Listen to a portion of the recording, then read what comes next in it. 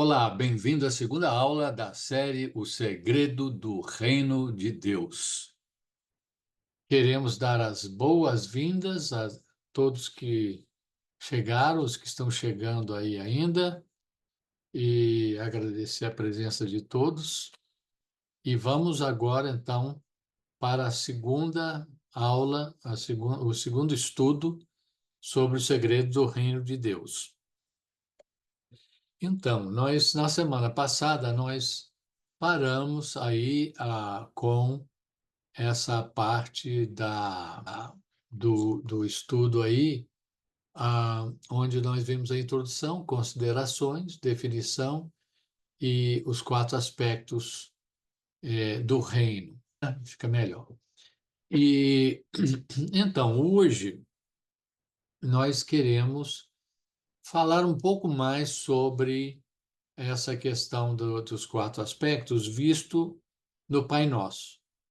Mas um pouquinho antes disso, eu quero falar sobre uma questão que pode ter deixado um pouquinho de dúvida, que seria a questão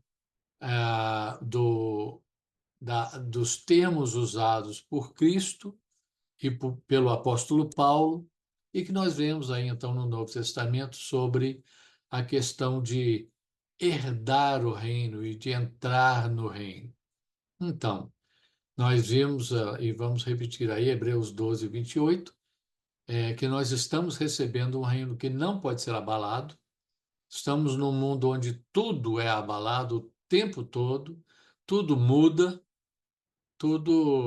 nada realmente, parece que nada é certo aqui nesse mundo, nada é duradouro, mas o reino de Deus é duradouro, é inabalável.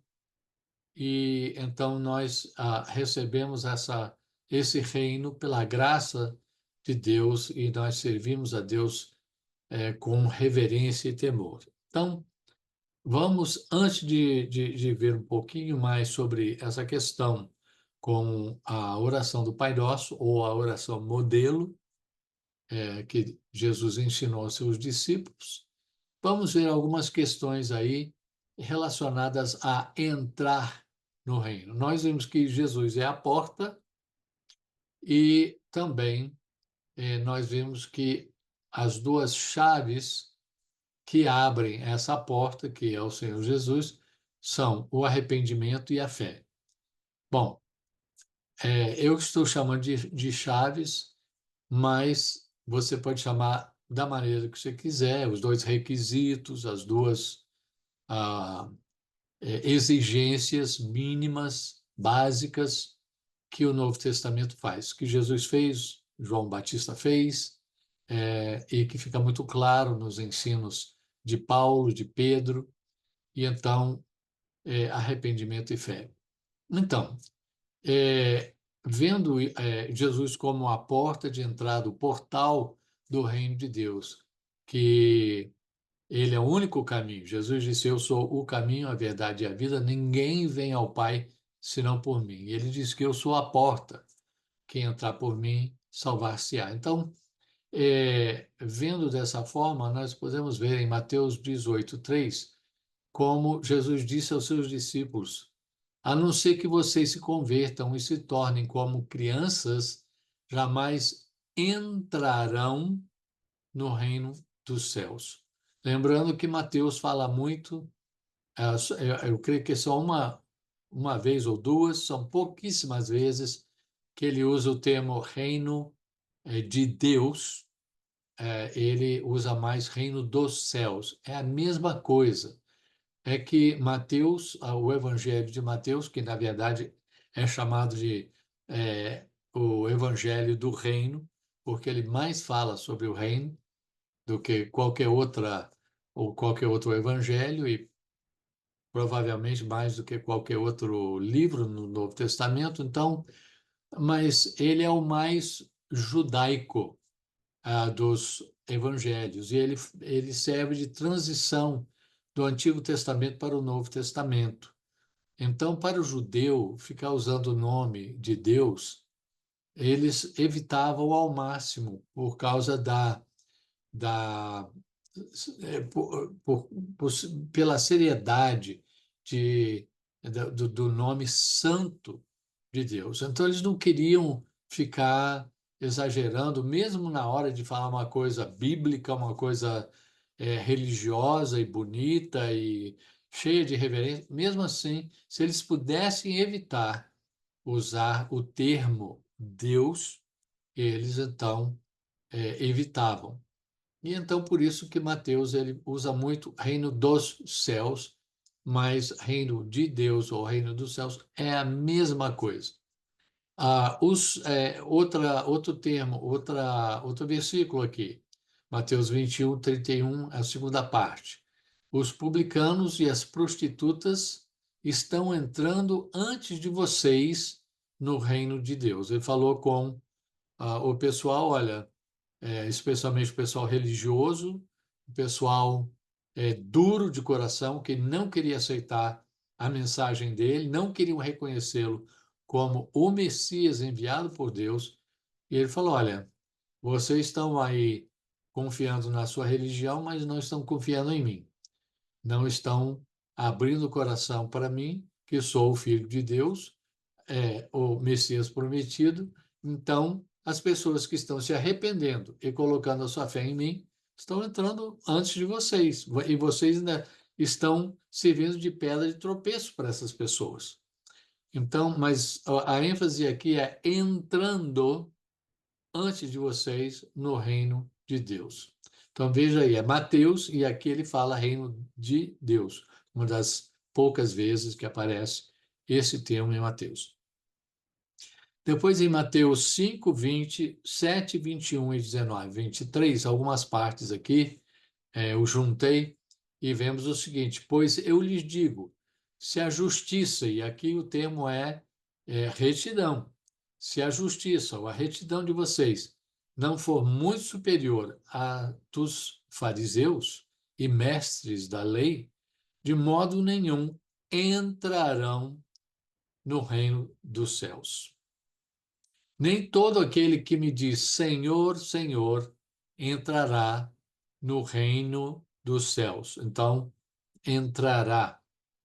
Dificilmente um rico entrará no reino dos céus.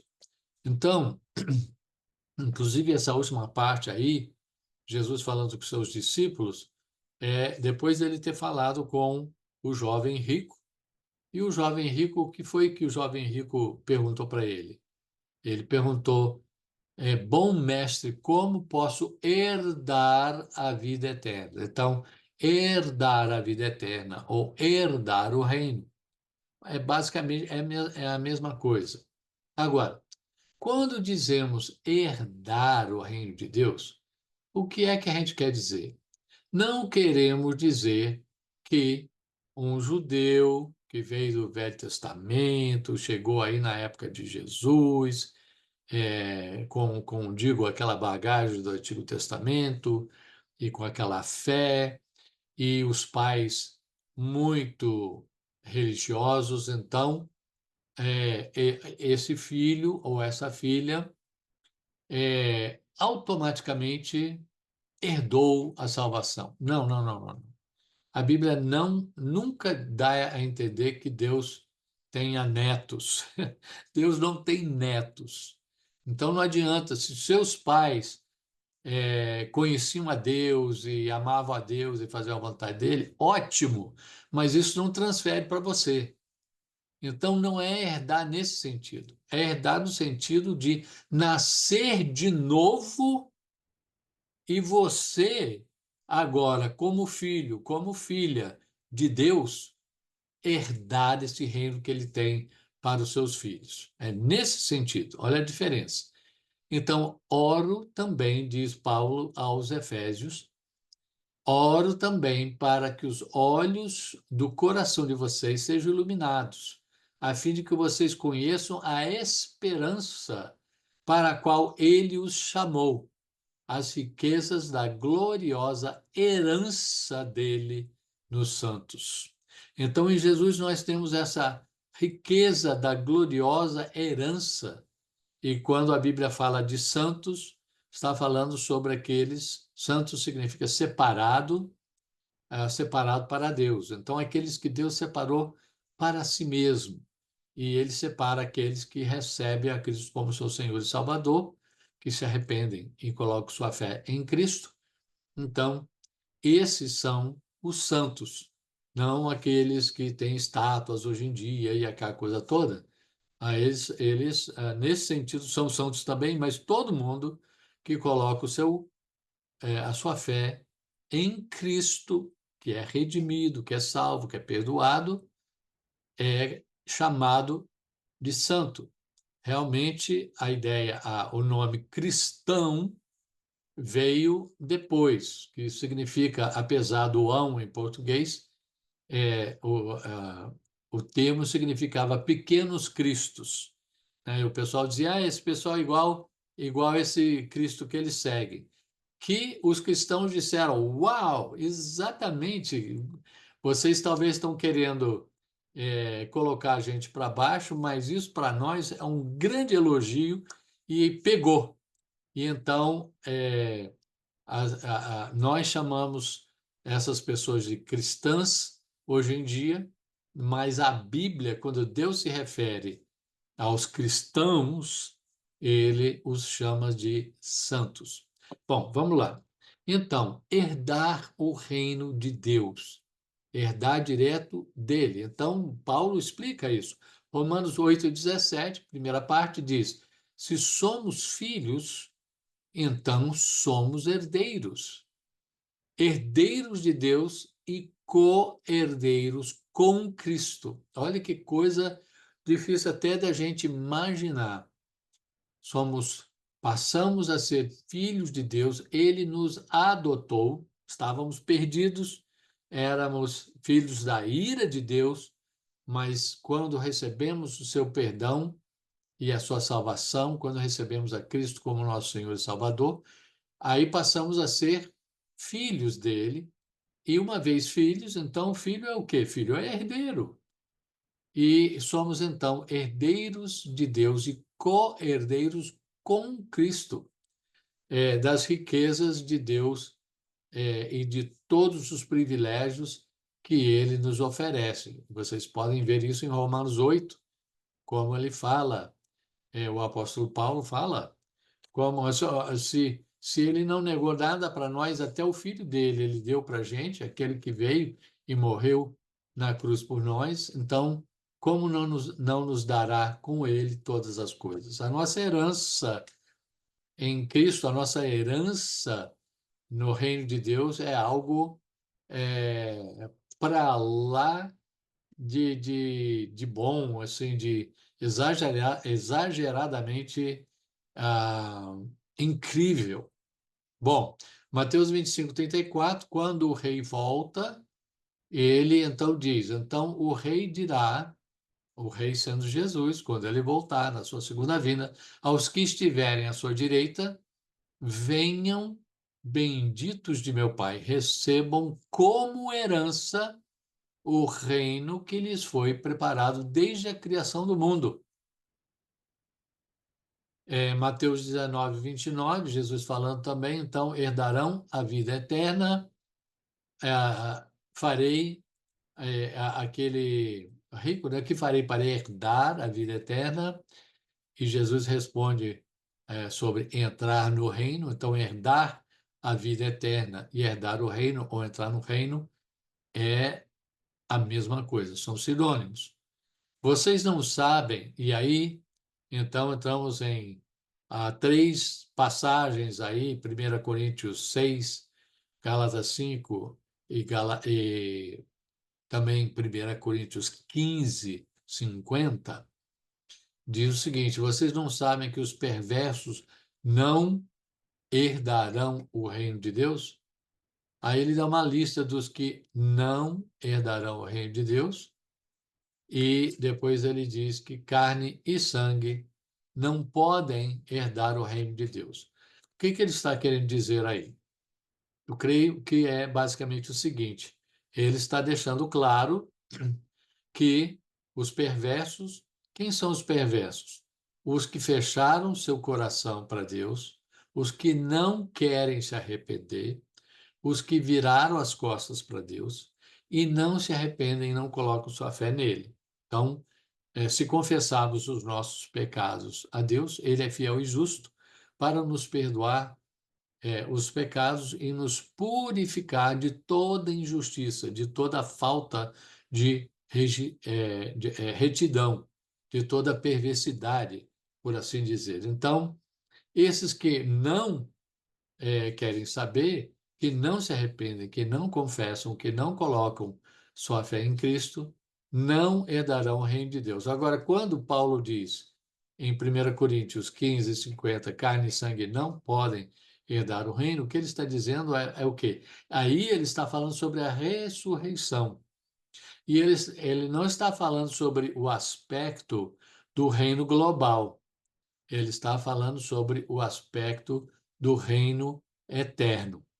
Então, nós não podemos entrar na eternidade com essa carne e com esse sangue, com esses ossos, né? Não. Aí ele está falando sobre o fato de que nós receberemos um corpo glorificado, e aí sim nós vamos poder ter um corpo que vai durar por toda a eternidade e é apropriado para o reino eterno de Deus. Está vendo por que é importante a gente entender os 4 aspectos do reino de Deus? Porque nós que estamos em Cristo, estamos no reino de Deus, mas estamos no reino global. Já pensou se a gente olha aqui e fala assim, peraí, mas Paulo está dizendo que eu não posso herdar o reino de Deus estando vivo com meu corpo humano, meu corpo biológico? Não, não é isso que ele está falando. Ele aqui está falando sobre a ressurreição e sobre o reino eterno. E então, é, aí sim, nós não vamos poder ir para o céu, não vamos poder ir para a eternidade com esse corpo desse jeito. Vai o nosso espírito, e no caso aí ele está falando sobre o evento quando houver a ressurreição. Nós não podemos entrar nos detalhes disso agora, mas vale a pena ler 1 Coríntios 15 para ver mais um pouco sobre o assunto. Ok. Então, agora passamos para o Pai Nosso, ou a oração modelo que Jesus ensinou para os seus discípulos. Obviamente, essa a oração não foi feita, não foi apresentada para os discípulos como uma coisa que eles deveriam ficar repetindo sem pensar. Pode até repetir de todo o coração, tudo bem, mas a ideia realmente era mostrar os elementos que fazem parte de uma oração quando nós falamos com Deus. Vocês se lembram quando Jesus falou com a mulher samaritana? Ele diz que Deus procura adoradores que o adorem em verdade e em espírito. Em verdade e em espírito não é chegar e falar, nosso Deus, nosso Pai, estamos aqui hoje, e um monte de palavras assim só para impressionar. De verdade e em espírito e em verdade, é a gente abrir o coração para Deus, falar com as próprias palavras e a gente realmente ser bem sincero com Ele, bem aberto, bem transparente. Também não adianta nem tentar não ser transparente com Deus, porque Ele vê tudo, não é verdade? Bom, então, em Mateus 6, de 9 a 13, nós encontramos uma coisa interessante. Vemos um paralelo quando Jesus, em Mateus, no mesmo capítulo, em Mateus 6:33, ele diz: busquem, pois, em primeiro lugar, o reino de Deus e a sua justiça, ou a sua retidão, né? E depois ele fala: e todas essas coisas lhe serão acrescentadas. Podemos então entender que Jesus está dizendo: quando você for orar, ore primeiro pela,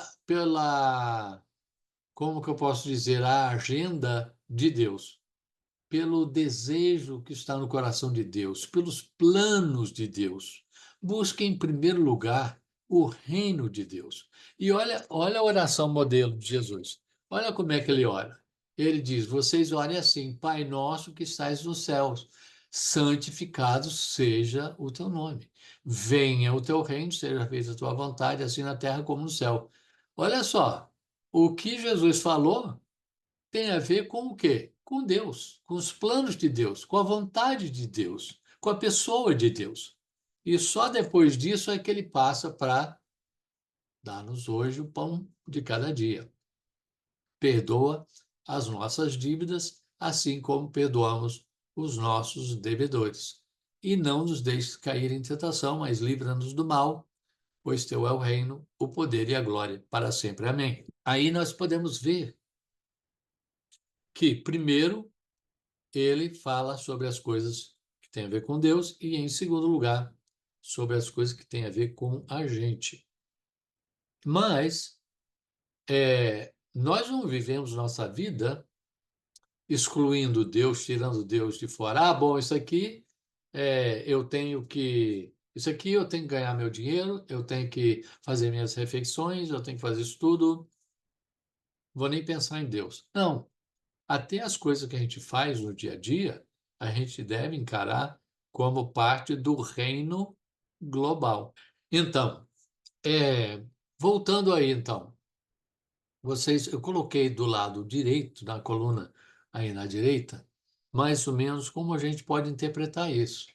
Me relacionarei respeituosamente com Deus, como meu Pai amoroso, tratarei com honra e glória a Deus em tudo que fizer, pensar e disser, lembrando o seguinte: quando dentro da ideia judaica você fala em termos de nome, quando ele fala santificado seja o teu nome, a ideia é a pessoa, e tudo que aquela pessoa representa.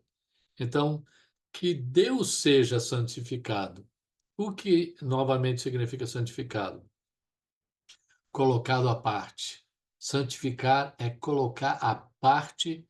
Deus nos santifica, nos colocando à parte das coisas vulgares, das coisas impuras, das coisas erradas, para o seu uso, para um relacionamento com Ele. E quando Jesus diz: santificado seja o teu nome, é que o nome de Deus seja separado. Por isso que é tão, na verdade, terrível quando a gente vê um filme e o pessoal coloca o nome de Deus no meio daqueles palavrões. E a gente pensa, poxa vida, parece até que foi encomendado isso. Porque eles fazem sempre. E pode reparar que quando falam o nome de Deus, eles nunca falam de Deus, é como se Deus não existisse. Quando falam de Deus, é usando o nome dele de maneira negativa e até feia.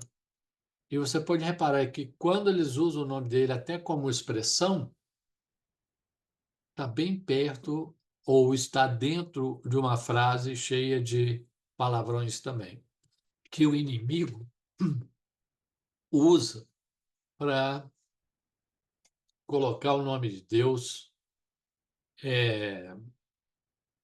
para rebaixar, tentar rebaixar o nome de Deus. E Jesus disse: santificado seja o teu nome. Devemos trazer honra a Deus e ao nome de Deus. Então, não sei quantos conseguiram, ok, não sei quantos conseguiram ver aí os aspectos diferentes do reino de Deus aqui no Pai Nosso, mas vamos ver aqui. Lembrando aqui do lado, aqui RU, RM, RG, RE, o que é isso? Reino universal, falamos sobre isso no estudo inicial, né? Reino milenar, reino global e reino eterno. Então, Jesus começa dizendo que a nossa oração deve ter todos esses aspectos. Não precisa ser nessas palavras exatamente assim, mas deve ter essas a ênfase, né? Então, nosso Pai que está no céu, o céu a gente pode ver como o quartel-general de Deus. Então, o reino universal, venha o teu reino, seja feita a tua vontade na terra como no céu. A vontade de Deus não é feita aqui na terra como no céu. Nem na sua vida, nem na minha, e muito menos na política e por aí fora. Podemos ver isso como um ideal a ser alcançado. Ok, tudo bem, entendo. E devemos orar isso. Jesus disse que a gente deve orar isso, devemos orar isso. Mas devemos entender que, em última análise, Jesus aqui está falando sobre o reino milenar. Quando virá o reino de Deus em toda a sua glória, quando Jesus voltar em sua glória e estabelecer o seu reino sobre a terra, aí, creiam-me, a vontade de Deus será feita na terra como ela é feita do céu. O próximo é o reino global, ou seja, nossa vida aqui na terra. O pão nosso de cada dia, dá-nos hoje, e perdoa-nos as nossas dívidas, como também perdoamos nossos devedores. Olha só, Jesus colocou aí, Jesus é sempre muito sucinto. Olha só, é quase como um esboço, é quase como se ele estivesse dizendo: orem pelo sustento. O sustento inclui é, um lugar, um abrigo e comida e saúde, né? Então, o pão nosso de cada dia é uma maneira poética de incluir isso tudo. E perdoa-nos as nossas dívidas. Então, ele já fala sobre o quê? Outra coisa que é super importante, que é o nosso relacionamento com Deus. E ele caracteriza por essa necessidade da gente pedir o perdão. Quando a gente passa um dia inteiro, a gente vê, uau, se eu for analisar, eu falei um pouco bruto, um pouco duro com essa pessoa, ignorei aquela outra, eu fiz isso, aquilo e outro.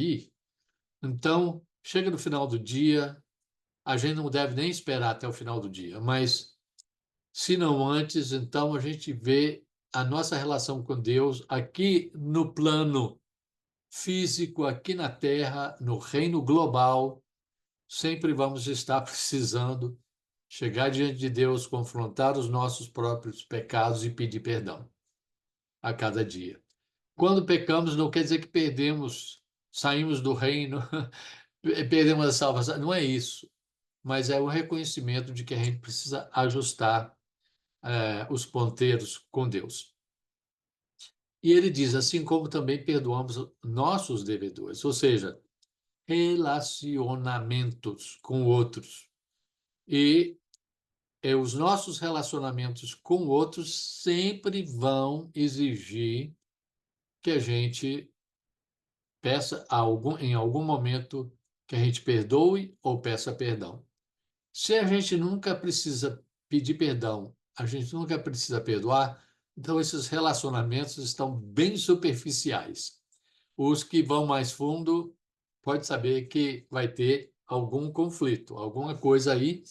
Então Jesus fala sobre sustento, sobre nosso relacionamento com Ele, nosso relacionamento uns com os outros, e também a grande coisa aí, que na verdade nós estamos aqui na Terra, a definição que eu coloquei na outra lição, vocês podem ver, do reino, inclui aquela parte de que somos provados, testados diariamente.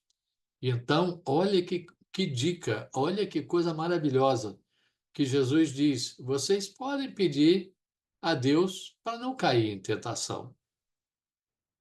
Então, a nossa carne, ela é muito fraca e às vezes ela quer dominar a gente de um jeito assim que é terrível. Nós temos o direito, Jesus mostrou que nós temos o direito de pedir a Deus que Deus diminua ou, pelo menos em certas situações, que ele abaixe pressão ou ele tire aquela carnalidade, aquela tendência para a carne, para a natureza pecaminosa, e então pedir essa proteção dele, de Deus o Pai. Então Jesus disse: não nos deixes cair em tentação. Em inglês é interessante que diz: and lead us not into temptation. A ideia em inglês, eu teria que ver no original e acabei não vendo, mas a ideia em inglês é: e não nos conduzas. Eu creio que há uma versão em português que fala assim: e não nos conduzas à tentação. Podemos pedir isso, sim, vamos ser testados, mas em meio a esse teste eu quero pedir a Deus que não me conduza à tentação, que não me deixe cair em tentação, mas me livre do mal. Livra-nos do mal. Agora, você pode ver que está no plural, né? Então, a ideia de comunidade também está aqui presente. Jesus, como quem diz, não andem sozinhos, não tentem fazer igreja em casa sozinhos. Vocês precisam uns dos outros, precisam de igreja, precisam de comunhão, precisam de apoio. Quando você estiver fraco, o outro está forte, vai te ajudar. O outro vai poder orar por você quando você está mal. Bom, então isso no plano do reino global. E vemos que Jesus sempre foi muito prático, sucinto, mas muito prático. E depois, então, ele termina a oração do Pai Nosso dizendo: pois seu é o reino, o poder e a glória para sempre. E essa ideia de para sempre, aí então entramos no reino eterno. Então, o reino de Deus é eterno, dura para sempre. Então, aí vocês veem os 4 aspectos do reino de Deus. Antes da gente passar para frente, queria só mencionar, se vocês estiverem com suas Bíblias aí, em 1 Crônicas 29, 10 a 17, lá no Antigo Testamento, 1 Crônicas 29, 10, 29, versículos de 10 a 17, nós temos uma oração maravilhosa do rei Davi. Agora, estamos falando do Antigo Testamento. Aqui nós vamos ver, talvez, quando muito, 3 aspectos do reino. Mas o aspecto do reino milenar, que não aparece aqui, se encontra em outras passagens que falam sobre a era messiânica. A era messiânica, então, é justamente o reino milenar, é a mesma coisa. Mas não aparece aqui, mas veja só, como aparece o reino universal e o reino eterno, um pouquinho também, não muito, mas um pouco, e o reino global, um pouquinho aqui também. Especialmente aqui é o reino eterno que mais aparece. Bendito sejas, ó Senhor, Deus de Israel. Aí entra o reino global, aí, ó, Deus de Israel, nosso Pai, de eternidade a eternidade. Podemos dizer aí que entra aí o reino universal e o reino global, perdão, e o reino eterno, né? De eternidade a eternidade. Teus, ó Deus, ó Senhor, são a grandeza, o poder, a glória, a majestade e o esplendor, pois tudo que há nos céus e na terra é teu. Veja como isso aqui complementa o Pai Nosso, né? Ele diz: Pai nosso que está no céu, santificado seja o seu nome. E aqui ele está dizendo: teu, ó Senhor, bendito seja, Senhor. Teus, ó Senhor, são a grandeza, o poder, a glória, a majestade, o esplendor, tudo que há nos céus e na terra. Teu, ó Senhor, é o reino. Ele era muito, Davi, o rei Davi era muito consciente do reino de Deus. Tu estás acima de tudo. Reino universal de Deus, soberania total de Deus. A riqueza e a honra vêm de ti. Tu dominas sobre todas as coisas. Nas tuas mãos estão força e poder para exaltar e dar força a todos. Agora, nosso Deus, damos-te graças e louvamos o teu glorioso nome. E aí ele fala da gente como estrangeiros e forasteiros, é, os nossos dias na terra são como uma sombra, sem esperança. Sei, ó meu Deus, que sondas o coração e que te agradas com a integridade. Então, reino global. Então, é muito interessante ver o rei Davi já com essa oração do assim, uma oração tão gloriosa, né? Tão maravilhosa que ele ora aí. Então, voltamos agora, queremos mais uma vez, falamos sobre a retidão, sobre a justiça, e agora queremos voltar e falar um pouquinho mais sobre a justiça, a retidão de Deus, e dar algumas definições rápidas aqui. Começamos com a santidade. Santidade, já falamos aí, ser santo é ser separado do mundo ou das coisas ruins, né? Não do mundo no sentido bom, mas do mundo no sentido do sistema humano sem Deus, né? Secular, que não quer saber nada de Deus. Separado do mundo para Deus. Então tem esses dois aspectos, negativo e positivo. Separado das coisas ruins, separado para Deus e as coisas de Deus. Mas a santidade, então, tem a ver com o nosso coração, com a nossa mente, com o nosso ser interior. Santidade é quem nós somos. Enquanto que a retidão tem a ver com aquilo que nós fazemos. Se nós somos santos nesse sentido, as nossas ações serão retas, serão justas.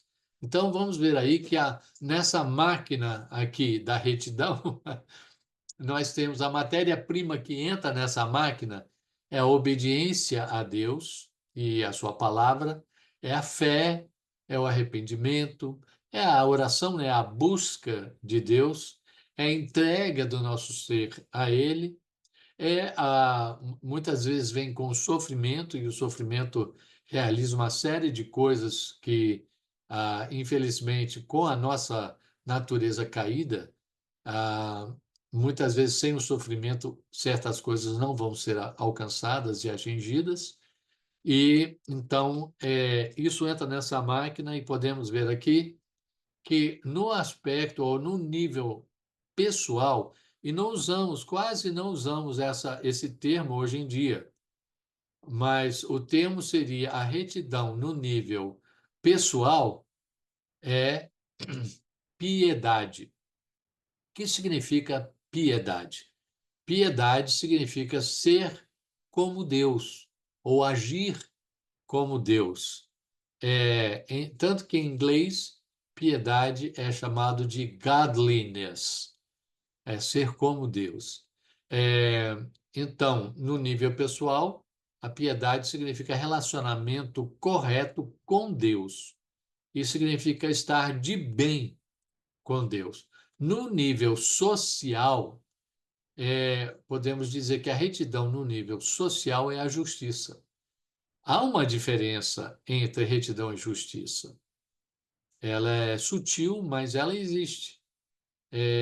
Então, a justiça é a retidão no plano social e é a justiça ou a retidão em termos do nosso relacionamento com outras pessoas. Como a gente se relaciona com outros? A gente está tentando sempre levar vantagem, a gente está tentando sempre passar os outros para trás, a gente está sempre pensando, eu vou fazer isso para mim, não quero nem saber dos outros. Isso não é justiça, isso não é retidão, isso não é uma visão de reino, do reino de Deus. Deus nos criou como uma comunidade, como uma sociedade. Nós precisamos uns dos outros. Hoje eu preciso da ajuda de alguém, amanhã alguém vai precisar da minha ajuda. E se eu ajudo alguém hoje, de repente amanhã alguém vai me ajudar.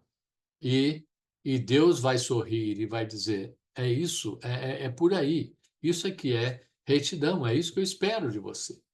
Então, a justiça no plano social é a justiça para com os outros, do trabalho, Se eu sou chefe, eu estou realmente dando um salário justo?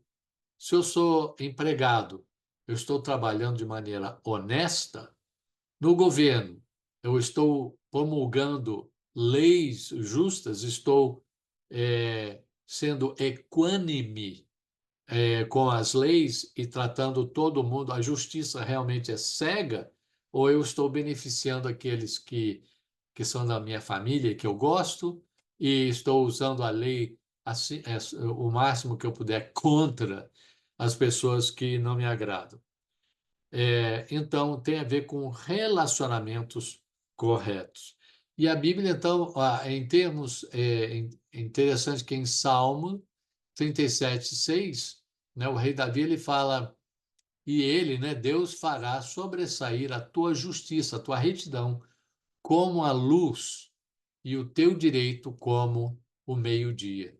Ele vai fazer a nossa retidão brilhar como o sol do meio-dia, e vai abençoar pessoas, vai trazer luz para as pessoas, vai trazer calor humano para as pessoas, mas especialmente vai refletir o caráter de Deus, a vontade de Deus, e as pessoas vão chegar e vão dizer: muito bem, que legal, João. Não, vão chegar e vão dizer: glória a Deus, eu senti Deus fazendo alguma coisa aqui. E Deus é que vai receber a glória.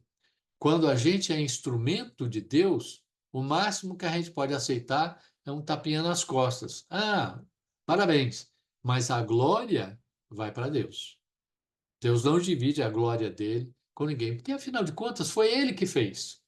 E se você sabe fazer alguma coisa, ele que te deu esse talento e a oportunidade, e um corpo com energia, com força para fazer, e uma cabeça que pode pensar. Tudo vem de Deus. Então, não tem essa da gente querer levar os créditos e a glória.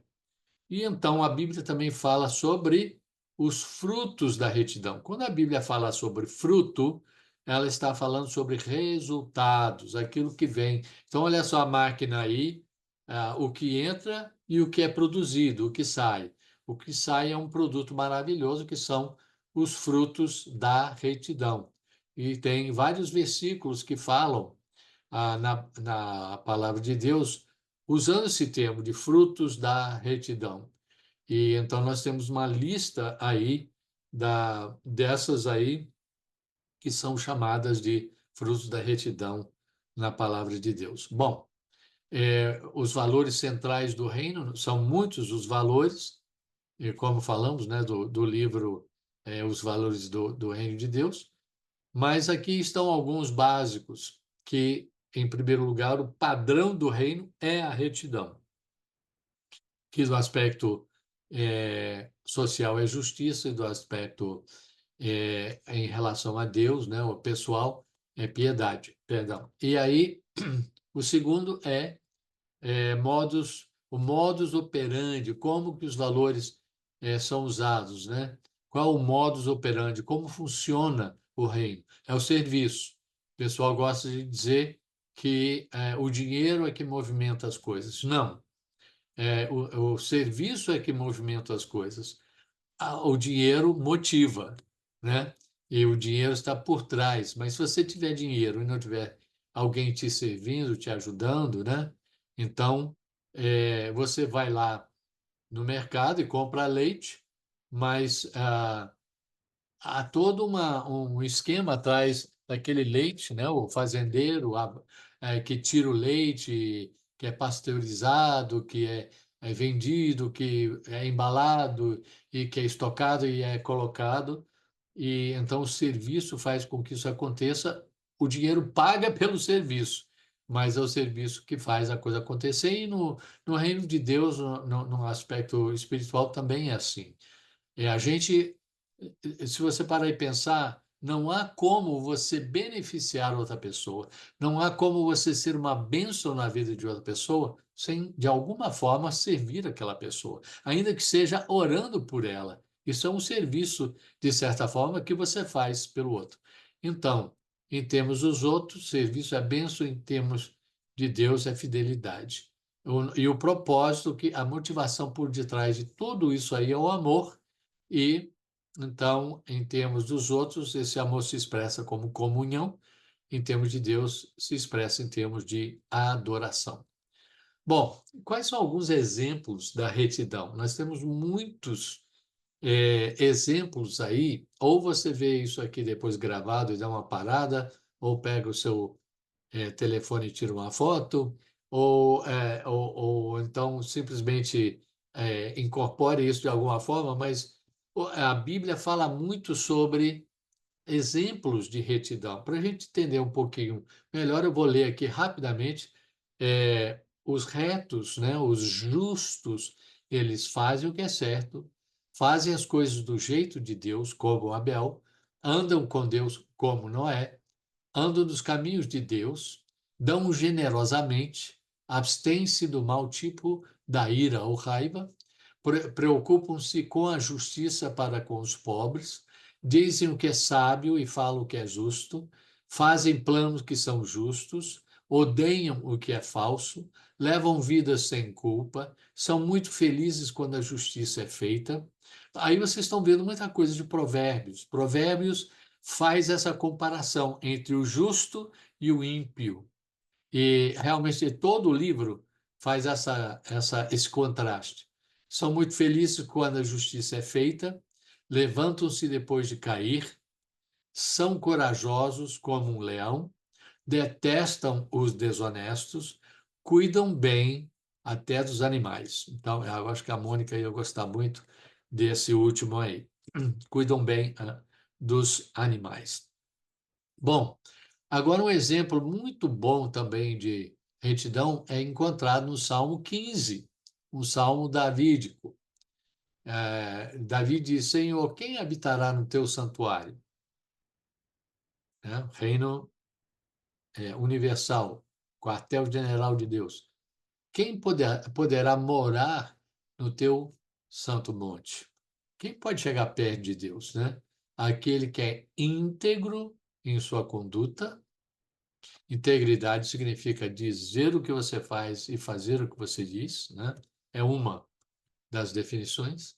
É você ser inteiro, não é você ter, é você ser uma cara na igreja e outra cara em casa. É você ser inteiro. É você, não tem uma metade escondida lá e outra coisa. Que é íntegro em sua conduta e pratica o que é justo, o que é reto, que de coração fala a verdade e não usa a língua para difamar, que nenhum mal faz ao seu semelhante e não lança calúnia sobre o seu próximo, que rejeita quem merece desprezo. Então, a retidão tem a ver também com esse aspecto, que hoje em dia não é talvez muito popular, mas é você chegar e dizer: essa pessoa não merece ser honrada, não merece respeito, porque ela difamou a Deus, ela fez o que é errado, eu não vou ficar batendo palmas. Então, aqui, ser justo, ser reto, é rejeitar quem merece desprezo, mas honra os que temem o Senhor, que mantêm a sua palavra, mesmo quando saem prejudicados, que não empresta o seu dinheiro visando lucro, nem aceita suborno contra o inocente. Quem assim procede nunca será abalado.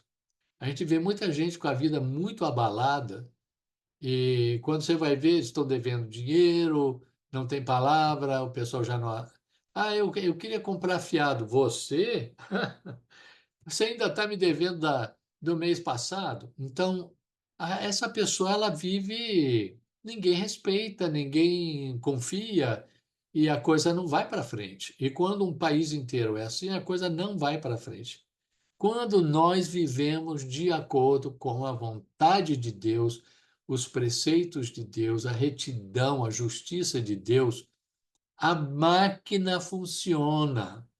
Tudo encaixa bonitinho, tudo faz sentido, tudo é coerente e a coisa, olha, eu lembro quando eu ia visitar minha avó e via que ela nunca nem trancava. Ela ia para a igreja, não trancava a casa dela, não.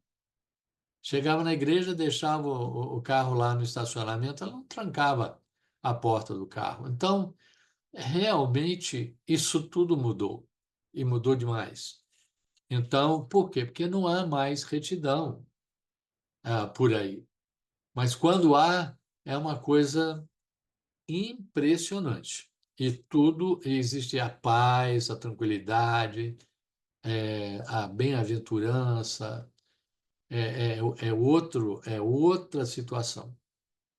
Então, quais são esses valores do reino do qual a gente tanto fala? Aí, então, eu coloquei, seria mais uma vez o caso de talvez tirar uma foto disso aí. Isso aparece no livro Os Valores do Reino de Deus, depois dos 2 capítulos sobre retidão, e aí, então, tem esse esquema com 70 valores. Eu coloquei os valores de maneira separada, em categorias aí que tem a ver com o que a Bíblia, onde estão na Bíblia. Então, nas bem-aventuranças, no Sermão do Monte de Jesus, eles aparecem aí. Jesus disse: bem-aventurados os humildes, né? E aí, então, bem-aventurados os que choram. Esse chorar é a ideia de chorar, de se arrepender pelo pecado, de se arrepender pelas coisas. Então, serão consolados. Então, humildade, arrependimento, mansidão. Mansidão é uma palavra que não se usa quase hoje em dia. A gente pensa até que, às vezes, no interior se usa mais para animais. Esse cavalo é manso. É uma boa definição. Por que que o cavalo é manso? Porque o cavalo é grande, é forte, muito mais forte do que um ser humano. No entanto, ele permite que o ser humano ande nele e cuide dele. Ele podia dar um coice no ser humano e acabar com a raça da pessoa. Então, o que que é mansidão? Alguém já definiu a mansidão como é, um poder como que sob controle. A pessoa se controla e usa esse poder. Não houve em toda a história humana um ser humano mais manso do que Jesus. Ele tinha todo o poder. Ele falou: eu posso chamar uma legião de anjos. Só um anjo ia acabar com todo mundo lá. Eu posso chamar uma legião de anjos, mas ele não chamou. E ele aceitou aquele sofrimento todo. Ele foi o homem mais poderoso que jamais viveu na Terra, sendo 100% Deus, 100% homem, e, no entanto, sempre controlando o seu poder de forma a servir e abençoar e ajudar as pessoas. Vocês podem reparar que ele nunca, na sua primeira vinda, quando ele veio, ele nunca usou o poder dele para, de modo assim, a ferir alguém ou a prejudicar alguém. Ele nunca usou o poder dele assim.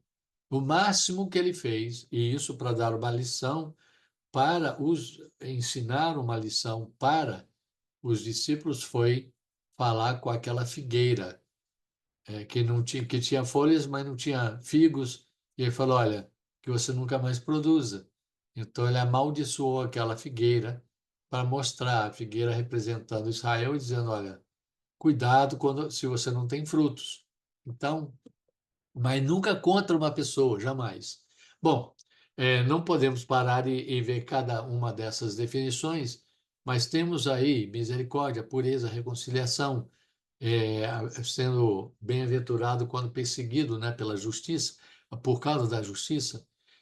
O fruto do Espírito, né, as 9 partes aí: amor, alegria, paz, paciência, gentileza, bondade, fidelidade, gentileza ou mansidão, né, domínio próprio. E tudo isso aí descreve a Cristo, porque Cristo ele era controlado pelo Espírito de Deus.